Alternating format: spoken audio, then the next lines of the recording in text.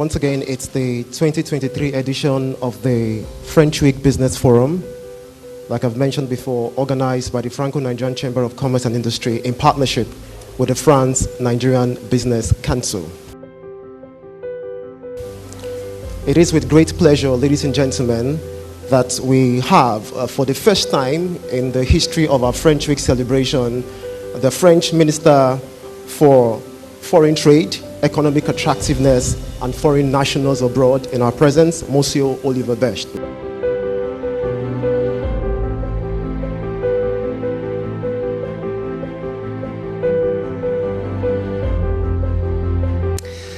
Besides political ties, Nigeria and France enjoy a strong economic relation. Nigeria is, of course, a key economic partner for us. Nigeria is France's first trading partner in sub-Saharan Africa, accounting for over 20% of our country's trade with the region. France is among the very top investors in Nigeria, with over $10 billion in investment stocks.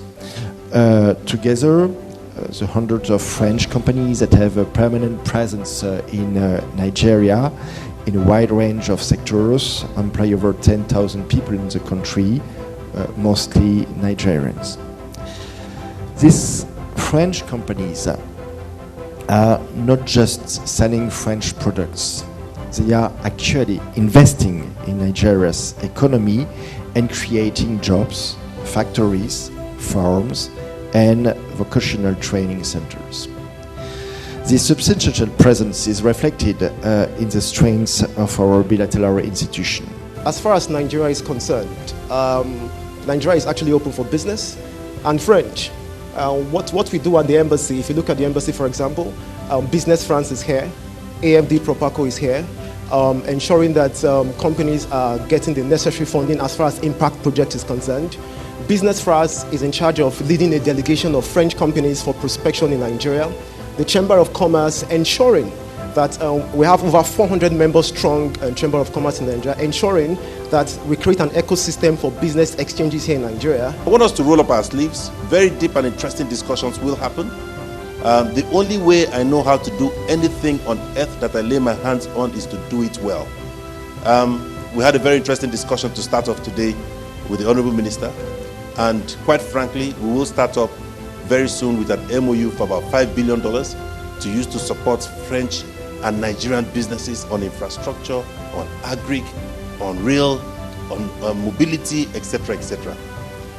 Ever so often we hear people speak about the fact that things are difficult in Nigeria, about the economic growth is slow and all. What option do we have really? I mean, we all have to button down or hunker down and start to do what is required to actually alter how our country is going. And I'm certain that working with the Honorable Minister, we will be able to do great things. And these are not things that you just sign paper on. All right, these are things that we will see materialize very, very shortly.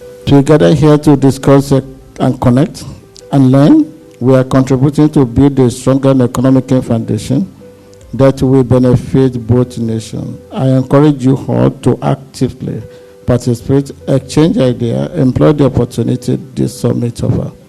I once again welcome you all to this hall. Thank you. I mean, there's a lot of commenting on this PIA.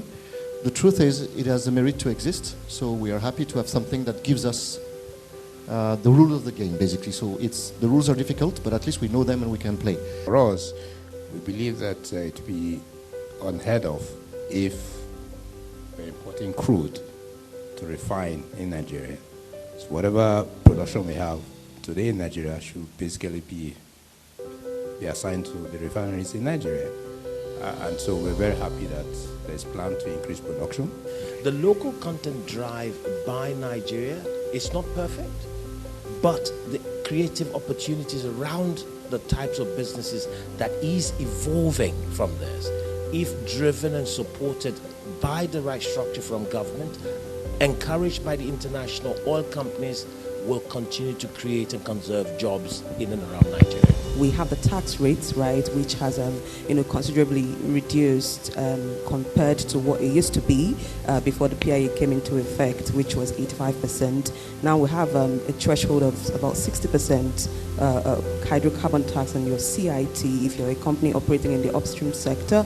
And there's also the commercialization of the NNPC. Now you have the NNPC doing business as an entity that seeks to make profit.